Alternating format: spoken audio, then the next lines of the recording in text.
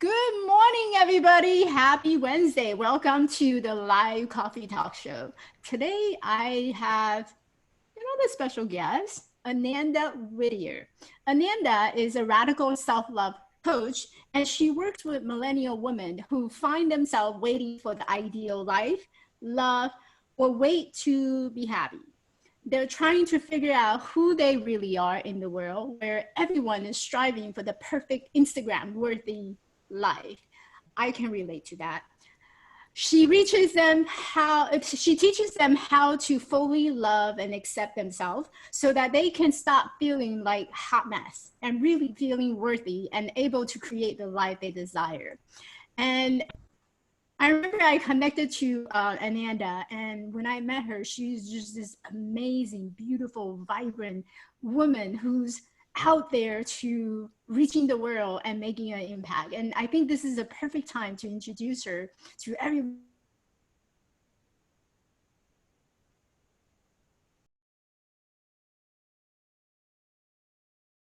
Everyone, join me and welcome Ananda Whittier. Thank you for joining me, Ananda. Thank you so much for having me, Michelle. I am so excited to be here. Well, so tell us, like, how did you get into this whole radical love coach thing? What's your story? Yeah. So my story began when my relationship of over a decade ended. It was my first love. And I was heartbroken, and I left on a backpacking trip to Central America. And so that trip really turned out to be a journey into myself and into figuring out who I really was, and how I could love myself in all the ways that my boyfriend wasn't. And because we were broken up, it was like I was really expecting that love to come back, to validate me, to really like come back, and then I could just be whole again, and I don't have to think about the whole mess of things. And so that never happened. And what I really had to do was learn how to put myself back together piece by piece. And yeah, I spent a lot of time really just healing my heart, figuring out who I was, forgiving my ex, and really turning all of the anger that I had for him into joy, like learning how to instead of be angry at him for all the things we no longer had and all of the things I thought we were giving up by breaking up, like a future together. I had to really learn how to forgive him for that, let go of that anger, and really step into my joy and my power and myself to feel joy for what we had, to feel grateful for the lessons and like all of the time that we had together. And so from that place of like being, in a much better place, feeling more closure around the relationship, because I learned how to give that to myself, the closure, and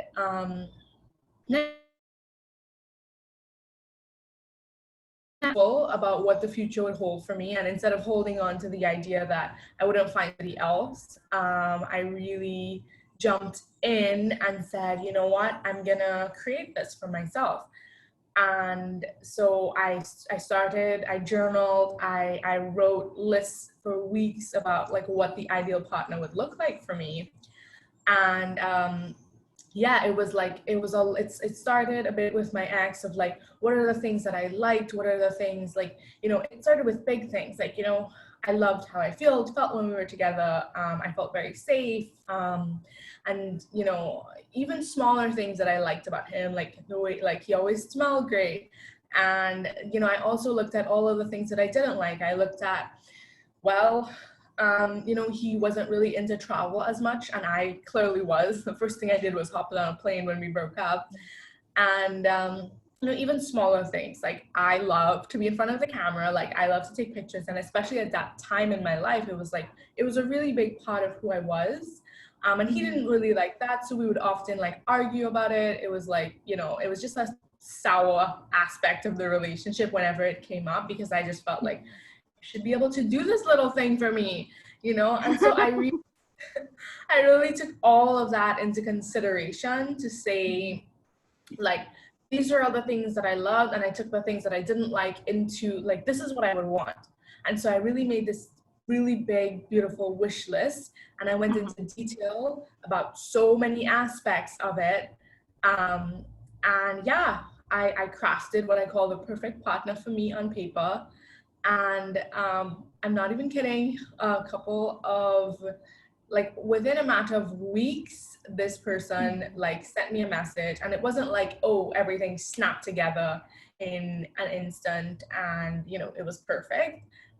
You know, I'm like, over the 6 months of us dating, I was able to check all of the things off on my list. It was such a joyful, such a fun experience. And I just couldn't believe it basically happened, you know? Yeah. You know, it wasn't, I always say that it's not because I went out and found him. It was because I took the time to do the work to attract him. And so it's like I said, you know, I want a person who's spiritual. So I took the time to devote myself to my own spiritual practice. I wanted a person, you know, who was financially stable. So I was like, I need to get my life together, my finances together. And, you know, so I really took the time and those months between when I was creating this person, not to say like, you know, what app can I join? Where can I find them? Like, where are they going to come from? I left all those questions to the side. And I said, how do I show up and embody the woman who would have that relationship? And that meant showing up and being happy in my life every day as though I already had that. And then, you know, that's what really gave me the key, and to understand that in order to get the life that we want, we really have to show up and live it. And yeah, once we're a match to that, it just flows in. So, you know, I just wanted to go back a little bit, you know, from the beginning of your story, and it's an amazing story, by the way. A lot of us get trapped in that relationship, especially when there's interaction with someone else, you know, how other behave would typically trigger a lot of that emotional and behavior response that we would show up. We might not have show up, you know, in the same way if we were just being alone by ourselves. But when we're in the relationship, it triggers a lot of differences, and that differences may create other emotional avalanche. I call it avalanche because it's not able to, you know, kind of just hold themselves. So I wanted to go back to the initial of your journey where you were in this relationship, and obviously the fact that you were together, you must be loving each other. And so in order for you to actually say, you know what, I got to think about this, and I want to go travel.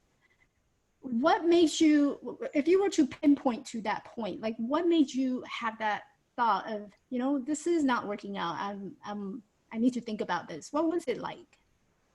Yeah, I can't say, like, I do know the point, but I know that a lot went into that point. Like, I know that in the last, I don't know, between like summer to the end of the year of the relationship, like a solid 6 months, like we were just not happy. We just weren't in the same place. We weren't making, you know, the amount of time for each other. And so it's like when that point came, it was like an avalanche that hit me, that it was just like, this just cannot work. And that was, it was new. It was like close to the end of the year. And so it's like that Christmas time. And, you know, we usually, you know, make the time for each other at that point. And like in a new year, that's what you want to do, right? You want to spend it with the person that you know, your partner. And he didn't want to spend that time with me. And I just couldn't understand what it is I kept doing wrong over and over and over again, because it just felt like he kept standing me up. And, you know, I just felt like this was an exception. This was an important time. And like, what else would you want to do but spend it with the person that you love? And so that in itself was just a wake-up call, because there was like so many missed dates, so many missed you know, opportunities to connect. And I kept trying, I kept extending myself, I kept reaching out, and it just didn't, like, it just wasn't adding up. And I said, this just doesn't make any sense. Like, any sane person with a brain who looks at this is gonna be like, you gave it the chances. And that was so important to me because, as I said, we were together for almost a decade. And so it was really important to me to give it every single thing I had. And that just came a point where giving it everything I had was no longer healthy. And I was walking a very fine line if I were to continue. And so, you know, at that point was when I said, you know, enough is enough. And things just really started to unravel from there. And, you know, of course, it's a process, I think, to let go. So it's not like, you know, everything just ended in a second, of course, but it was like, that was the point that I really knew. And to answer your other question about when I knew I wanted to travel, this might sound a little silly, but I was standing, it was, you know, maybe a month or two after, at least a couple of weeks after. And then I was standing in the food court with my mom and my sister, and you know, they were being very gentle with me at all times because I was, you know, feeling a little bit fragile. I was, you know, kind of, you know, figuring out what life was without this person with me all the time. And just, you know, it's a kind of, an awareness that they're not there, like you have this space in your life.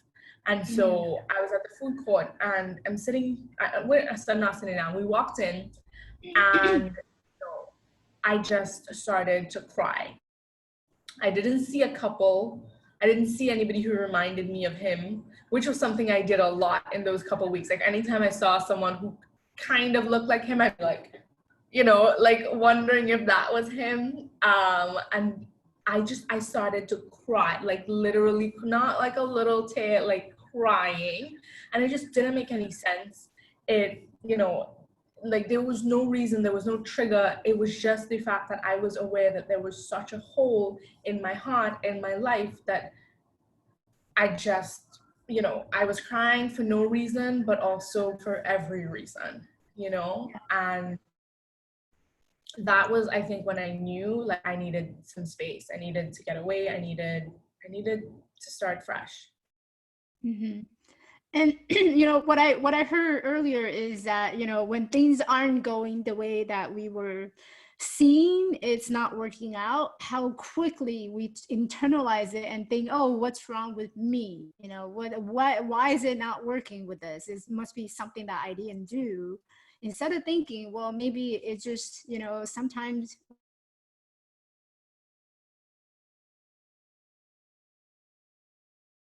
what's wrong with us. And I Yeah. love how you have that, how you made that realization in that moment, and that you were able to pull yourself away and say, you know, I did everything that I could possibly do, and it's not something about me. It's really just not working out. And I also love how you gave yourself the permission to stay in that space, and finally, you know, it was enough being in that space, and you wanted to become something different, become someone who you are now. Amazing person. Now let's talk about you know, what you do now. Like who radical self-love coach. What does that mean? Yeah. So radical self-love is really just a concept of no matter what. It's a loving yourself. Um, I like to say it as even when and not as long as. So it's not I love myself as long as I'm the perfect weight, or I will love myself as long as I'm the perfect weight. It's not I love myself as long as I have the picture perfect relationship. It is loving myself even when I gain 5 pounds, even when my boyfriend leaves me, even when, you know, I don't do well on some exams, some, you know, college tests, some job interview. Like it's even loving myself in each and every one of those circumstances. And so that's why it's like radical self-love, because it's all encompassing. And it's not just a point, you've reached the point again of radical self-love. It is really a journey, and it's an experience that you decide to walk and just really, you know, treat yourself like a VIP, like really, you know, show up for yourself. And really, it's always something I think to aspire to, of being, you know, forgiving and vulnerable and just giving yourself grace, and also when you realize that you've been hard on yourself, like giving yourself grace for not giving yourself grace. It is really just going, I want to say going easy on yourself, but it's like pushing yourself and going easy on yourself while you do that too. And just really knowing that none of that is going to affect your worthiness. Well, you should love yourself. So it's just really loving yourself no matter what. Mm-hmm. I love everything that you just say. I think this is such a journey that, you know, a lot of us, you know, not just women, but also men can learn too, like just showing up in the world, being ourselves. And I think that's a term, you know, you probably agree with me on this, because it's a term that a lot of people use. Oh, just be yourself, and, you know, just show up and being yourself. And initially when I first started, you know, this whole self-love, self-compassion journey, it was very a strange territory to me, because when people say, well, just be yourself, I get really offended. I'm like, what do you mean? I am being myself. And right now I'm not being really good about myself. So tell me how I can be myself. So I get really offended by people saying that, you know, just be yourself, and, you know, just show up being yourself. And so I wonder if you can, you know, tell us a little bit about, like, for someone who's showing up in their initial stage of, I don't know how to be myself in this space, or they don't even know that they're not showing up, you know, being who they are. They're not showing their true authenticity. Like, what would be your step number one with them? Yeah. I would like being yourself. I think that like that can be like, it's a tricky thing, right? And I can explain it in terms of, you know, myself. You know, like sometimes I'm super excited and I'm like, yeah, like this is so done. I say that all the time, like, you know, it's done. And then some days I feel like a hot mess, because it's like I have doubts. My brain is coming in with all these thoughts of like, you know, what if it doesn't happen, and how is it going to happen? And we ask ourselves these questions of like, you know, how and when, and we really get demanding of the universe to offer us that which we've asked for. And so I think that being yourself is just knowing, is like allowing yourself to show up in the moment as what you are and feeling. And I want to say that to mean like, not all feelings feel good. Not all feelings are gonna be great and a walk in the park. Some feelings are gonna be uncomfortable. But that's where I think the radical self-love piece comes in, where it's like allowing yourself to be in the feeling and not try to fix it, not try to make that mean that you're a bad person because you doubt yourself, or that sometimes you show up in lack mindset instead of abundance mindset. And I think that that's what it really means to be yourself. It's allowing yourself to feel the things that you're feeling, while at the same time also knowing that you have the power to change the thoughts that you're having, and therefore change how you feel. Because feelings are just like energy that's generated in our bodies when we have certain thoughts. You know, if I show up every day and think that I'm the perfect person to help my clients, then that's going to generate a feeling of confidence, a feeling of abundance, a feeling of sufficiency in my body, which then allows me to go out and connect with people. However, if I, you know, I show up and I think I'm not getting there fast enough, people, that really creates this feeling of like uncertainty, lack, makes me feel very small, very unimpactful. And so the actions I'm going to take are very, very different. And so it's like, allow yourself to feel all of the feelings and be where you're at, knowing that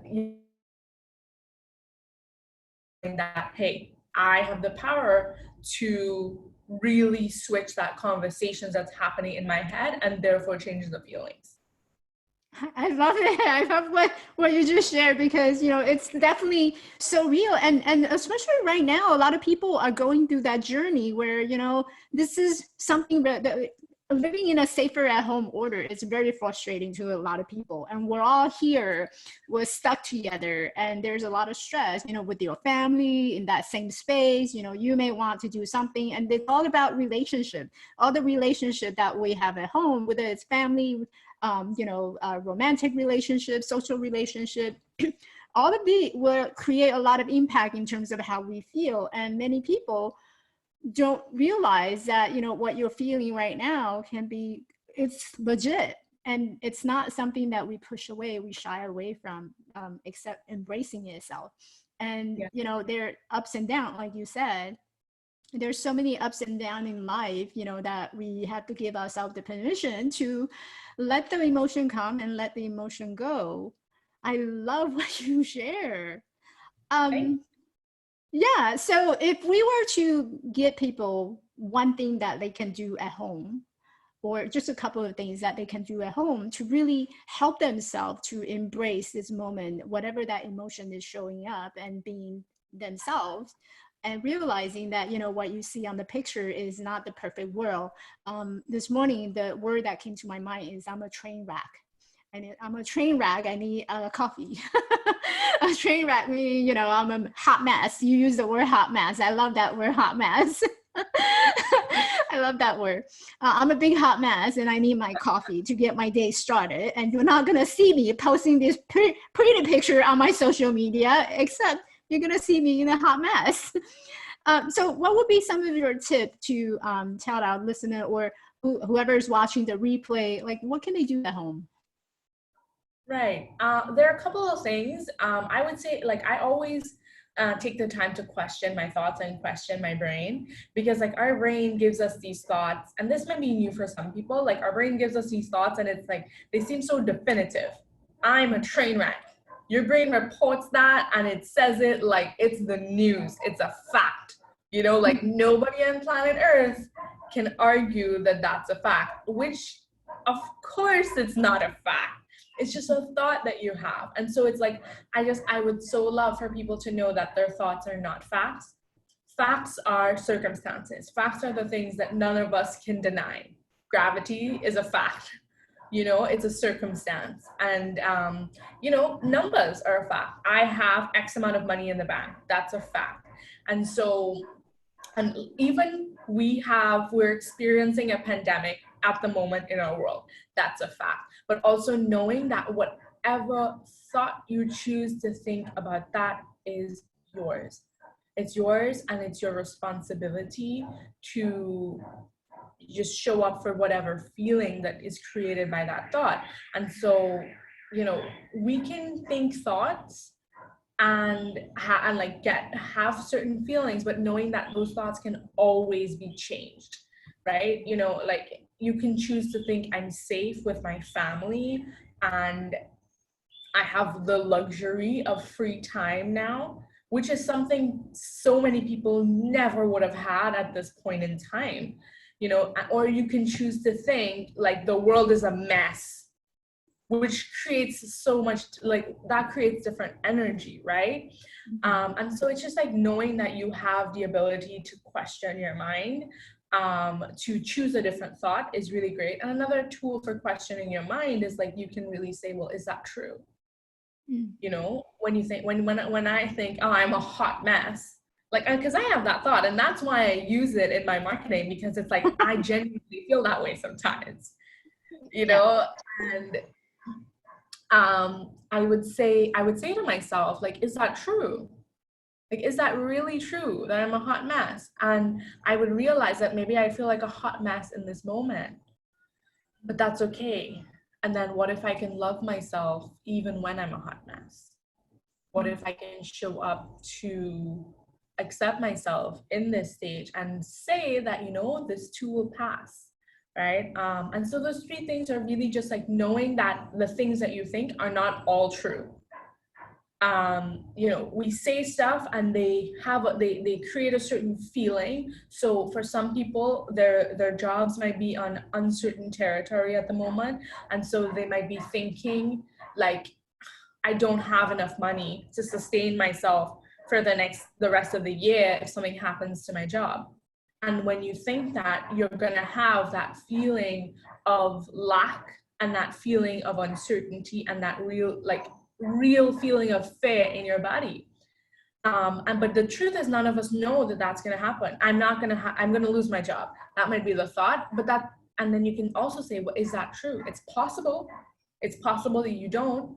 And it's like, I think we always go to the polarizing negative side without bringing ourselves back up to say, well, this is also possible. If my house being lit on fire is a possibility, then my house not being lit on fire is also a possibility. You know what I mean? And so then in that state, I'm not saying that anybody should like bury their head in the sand and not think about the reality of things, but the truth is you can't really do much right now, right? There's not much you can do. And so I would say one thing that you can do is say that I have everything that I need here in this moment. And like find the place in yourself where that is true. And so just to recap, the 3 things would be knowing that your thoughts are not facts and you can choose a different thought, and those different thoughts will help you feel a different way. And you can create that own security for yourself by saying, I have everything I need in this moment. I have the food to eat and all of that.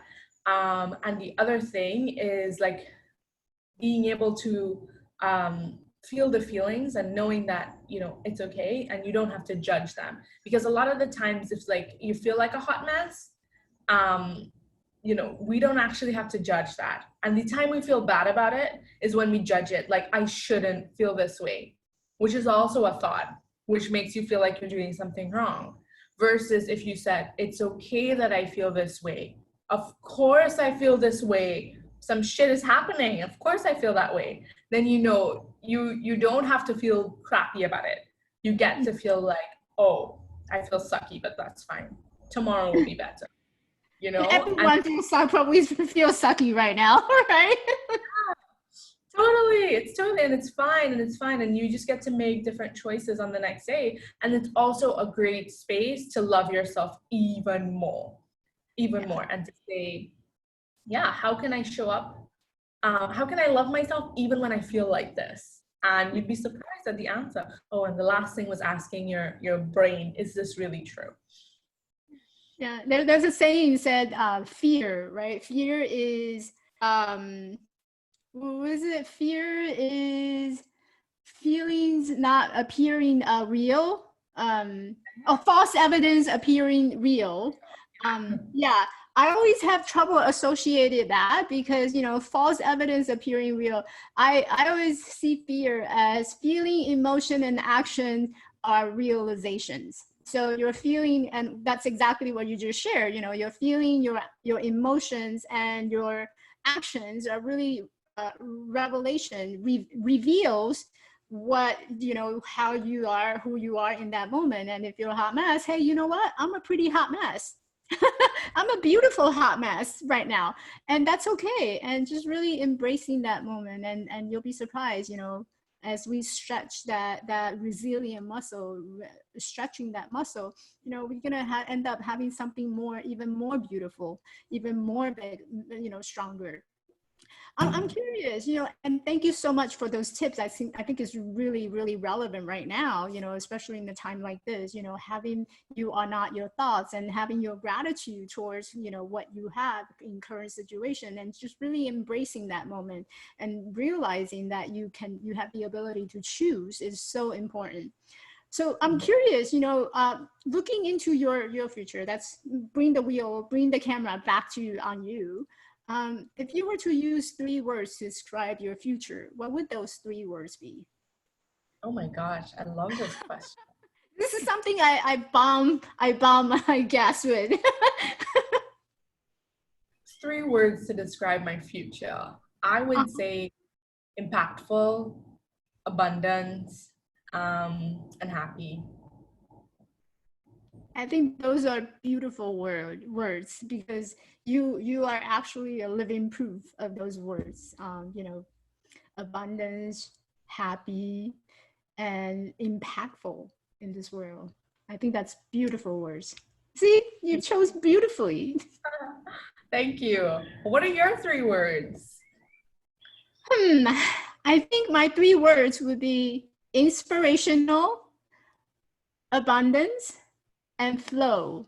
Like recently, I have a really big attachment to the flow, and I think it's important for people to just kind of flow in that moment, no matter how the situation is. And it's really about what you share today. It's about that flow and just being in that space in that moment and just flow through your emotion and, you know, all the circumstances that we're in. So those would be my 3 words.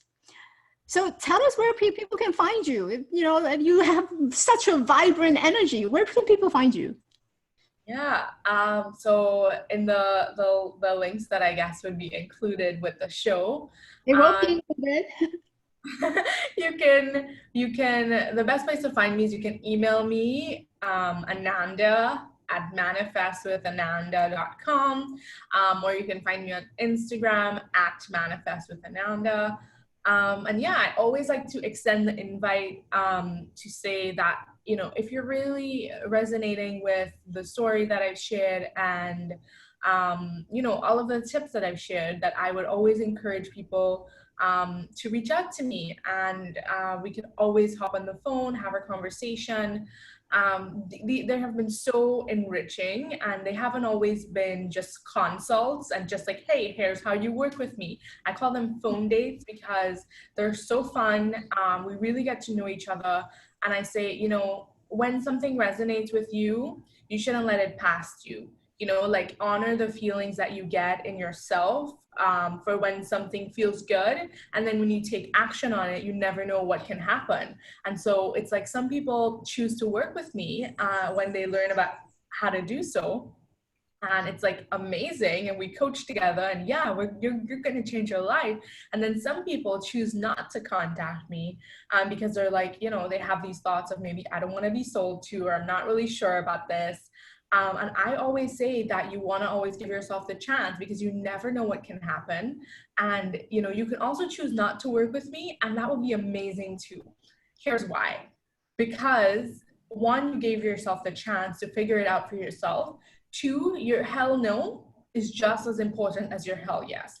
And when you make a powerful decision as to what you don't want in your life, you get to make a further decision about what you do want.